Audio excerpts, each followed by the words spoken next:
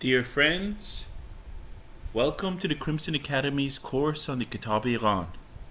In this section, we're covering paragraphs 38 through 45 of the Kitab-i-Iqan.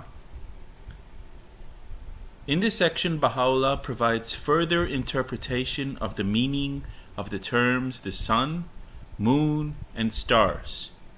He also explains the meaning of the remaining part of the prophecy.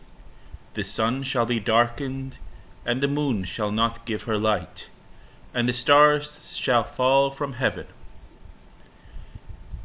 In this section, you need to look for and understand the following key points. The terms sun and moon can be interpreted as the laws and teachings established in every dispensation, in particular the laws for fasting and obligatory prayer. The prophecy, the sun shall be darkened, and the moon shall not give her light, and the stars shall fall from heaven, is a reference to the waywardness of the religious leaders at the time of the appearance of a new manifestation of God. The above prophecy also means the abrogation of the laws and teachings firmly established in the previous religion. In paragraph 38, Baha'u'llah defines another meaning for the terms sun, moon, and stars as being the laws and teachings established in every dispensation. As an example, he points to the significance of prayer and fasting in Islam. There are 5 tenets and 5 pillars central to Islam. The tenets include the oneness of God that has been emphasized strongly by Muhammad. The verse, "There is no God but He," this is in the Quran, chapter 3, verse 2, is mentioned in many chapters of the Quran. The belief in intermediary beings called angels. The belief that God has sent His message to humanity through the chosen individuals known as prophets. This has similarities to the idea of progressive revelation as described in the Baha'i faith. The sacredness of the Quran, the day of judgment, heaven and hell. There will be more discussion on this tenet in future sections as we go through the course. The day of judgment, heaven and hell, there will be more discussion on this tenet as we progress through the course too.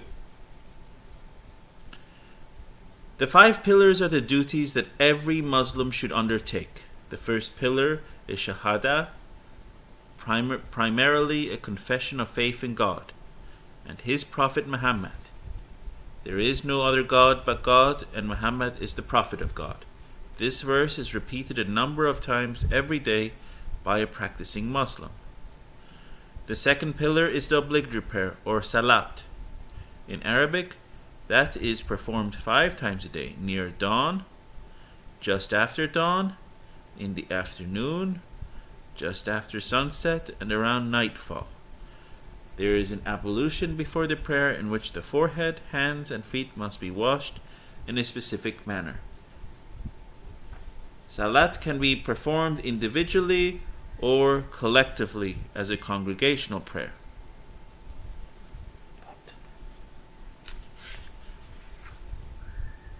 The third pillar is giving charity to the poor. This includes food, clothing, and money.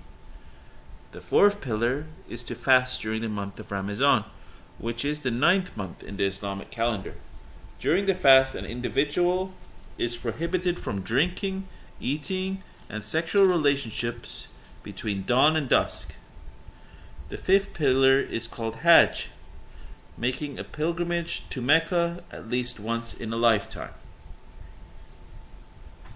There are many traditions in Islam that are sourced to Muhammad and the 12 Imams on the importance of prayer and fasting. Here are some of those traditions. Fasting protects man from divine punishment, like a shield. The obligatory prayer is the light of the believer, and the obligatory prayer is the pillar of the religion. Prayer is essentially a communion between man and God. This is from the Beloved Guardian, Directives from the Guardian, page 78. And has been an intrinsic part of every religion. However, the prayer to which Baha'u'llah refers to in paragraph 39 as a fundamental element of the revelation of all the prophets of God is the obligatory prayer. A believer should recite an obligatory prayer at a specified time and in a prescribed manner. Baha'u'llah explains that the law of obligatory prayer has been emphasized and enforced in every revelation from God. The form and manner of performing the obligatory prayer has varied from one religion to another as the circumstances and requirements have changed. For example, the obligatory prayer has been explicitly ordained in the Zoroastrian religion with the hands of servitude on his chest. A believer should turn his attention from the worldly concerns and pay devotion to God 5 times a day, 5 times in every 24 hours. Dawn to noon, noon to 3 hours after noon, 3 hours after noon till dusk, dusk to midnight, and midnight to dawn. There is also an ablution in the Zoroastrian religion that resembles the ablution in Islam. There has been a great emphasis on the significance of obligatory prayer and fasting in the Baha'i faith. In addition to the Kitáb-i-Iqán, there are other tablets in which Baha'u'llah refers to these two laws as the sun and the moon of the religion of God. He calls on mankind to cling firmly to obligatory prayer and fasting. Verily, the religion of God is like unto heaven, fasting is its sun, and obligatory prayer is its moon. In truth, they are the pillars of religion, whereby the righteous are distinguished from those who transgress his commandment. This is from the compilation in the importance of obligatory prayer and fasting, page, this is number 4.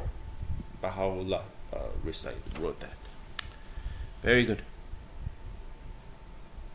Here are some of the impacts of obligatory prayer and fasting on the spiritual well-being of a believer, as described in the writings of Baha'u'llah.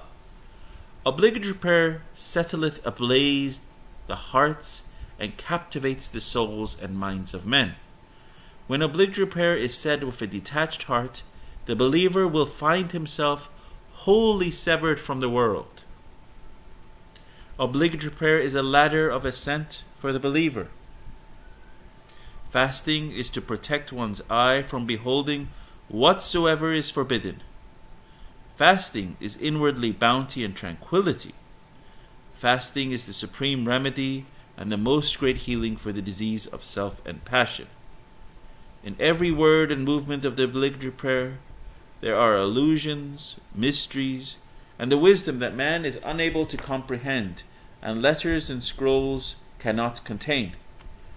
Regarding the wisdom of prayer, Abdu'l-Baha explains in one of his tablets, "The wisdom of prayer is this, that it causeth a connection between the servant and the true one, because in that state man with all heart and soul turneth his face towards his Highness, the Almighty, seeking his association and desiring his love and compassion. The greatest happiness for a lover is to converse with the object of his longing. That is why, with every soul who is attracted to the kingdom of God, his greatest hope is to find an opportunity to entreat and supplicate before his beloved, appeal for his mercy and grace, and be immersed in the ocean of his utterance, goodness, and generosity. Besides all this, prayer and fasting is the cause of awakening and mindfulness and conducive to protection and preservation from tests." That was from Abdu'l-Baha, Baha'i World Faith, page 368. After clarifying the meaning of the terms sun, moon, and stars, Baha'u'llah interprets the verse, "The sun shall be darkened, and the moon shall not give her light, and the stars shall fall from heaven." In paragraph 41, he associates this prophecy with two events that occur with the emergence of a new revelation from God. The waywardness of the religious leaders at the time of the appearance of a new manifestation of God, and the abrogation of the laws and teachings firmly established in the previous religion. The old teachings lose their influence and effect.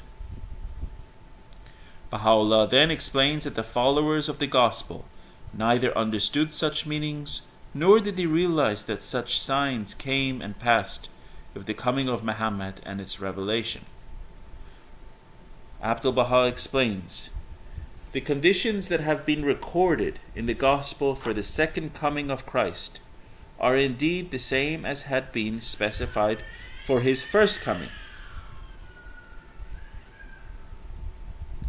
He then continues, all the signs and conditions that have been indicated have inner meanings and are not to be taken literally.